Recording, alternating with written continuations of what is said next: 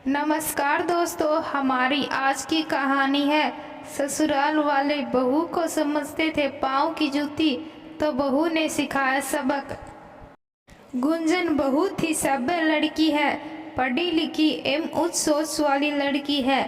गुंजन भी नौकरी करना चाहती थी, पर जब सुशांत ने प्यार से कहा, मैं काम कर रहा हूँ ना, तुम बस घर पर आराम करो, यह बात सुन गुंजन बहुत खुश हुई और सोचने लगी कि मेरा पति मुझसे कितना प्यार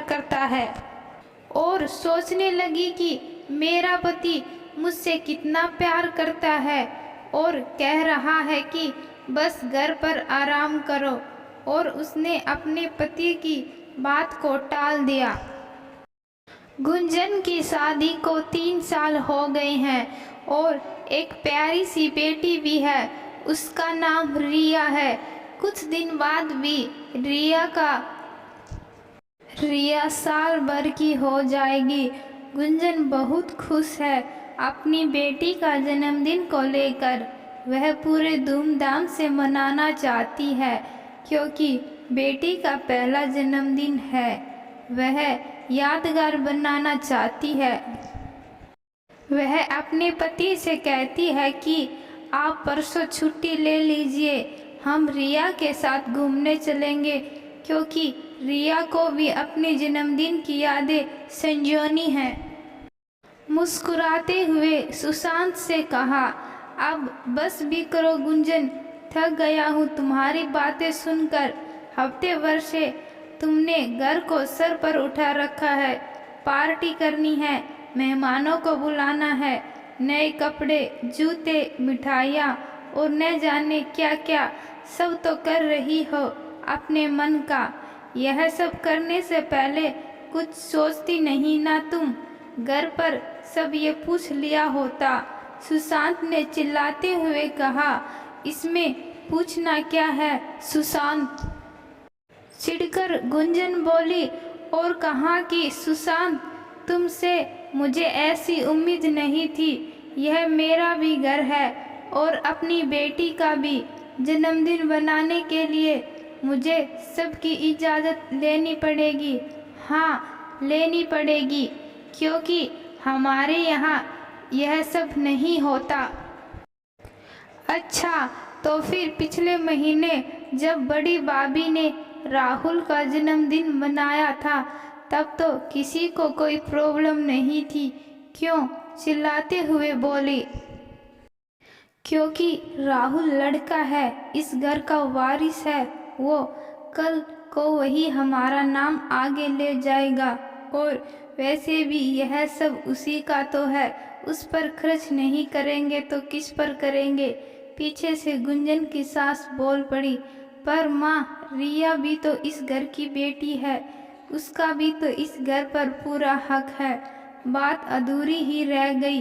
उसकी सास बीच में बोल पड़ी, हाँ, वह बेटी है, यह तुम भी जानती हो कि कल उसे दूसरे घर ही जाना है, इसलिए अभी से आदत डाल लो। वैसे भी बेटियों की शादी में कितने खर्च होते हैं, यह तुम भी जानती हो। बेकार के खर्च करना बंद करो। आगे से इस बात पर कोई बहस नहीं होनी चाहिए। सुन लिया ना तुमने माँ ने क्या कहा? मैंने तो पहले ही कहा था तुमसे।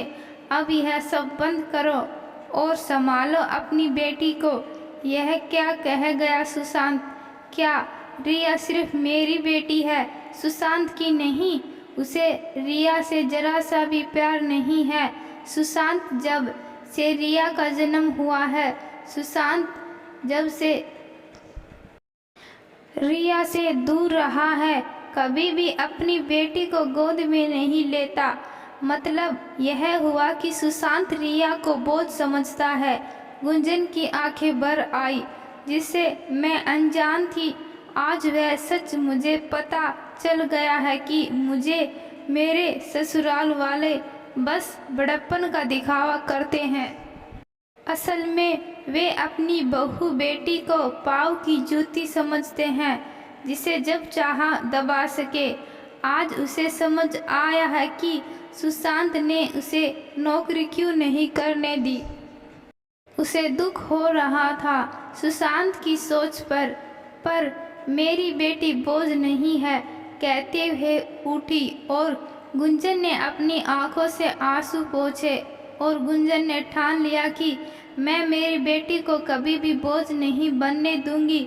इसके लिए मैं खुद नौकरी करूंगी, चाहे मुझे किसी से भी लड़ना पड़े। मुझे अपने पति और ससुराल वालों की ऐसी सोच पर धिक्कार है। और अलमारी से एक लेटर निकाला, वह भी अपॉइंटमेंट लेटर था। इसके बारे में उसने अपने घर वाले और सुशांत को भी नहीं बताया था। गुंजन ने सोचा मैं रिया के जन्मदिन पर सबको सरप्राइज दूंगी, लेकिन आज उसे जो सरप्राइज मिला उसे कोई उम्मीद भी नहीं थी। तभी फ़ोन की घंटी बजी, उसका ध्यान टूटा और फ़ोन उठाया। फिर कहा कि sir I am ready to join from tomorrow. और फिर गुंजन ने नौकरी को ज्वाइन कर लिया। जब ससुराल वालों ने इसका विरोध किया तो उसने कहा कि लड़कियां कभी बोझ नहीं होती और मैं अपने पैरों पर खड़ी हूँ। मैं मेरी बेटी को कभी बोझ नहीं बनने दूंगी। मैं इसे कभी भी दूसरों पर निर्भर नहीं होने दूंगी। और बस गुंजन को अब इंतज़ार था रिया के अगले जन्मदिन का। तो दोस्तों, मैं आशा करती हूँ कि आपको यह कहानी पसंद आई है। अगर कहानी पसंद आई है, कहानी को लाइक, शेयर और कमेंट्स ज़रूर करना। धन्यवाद।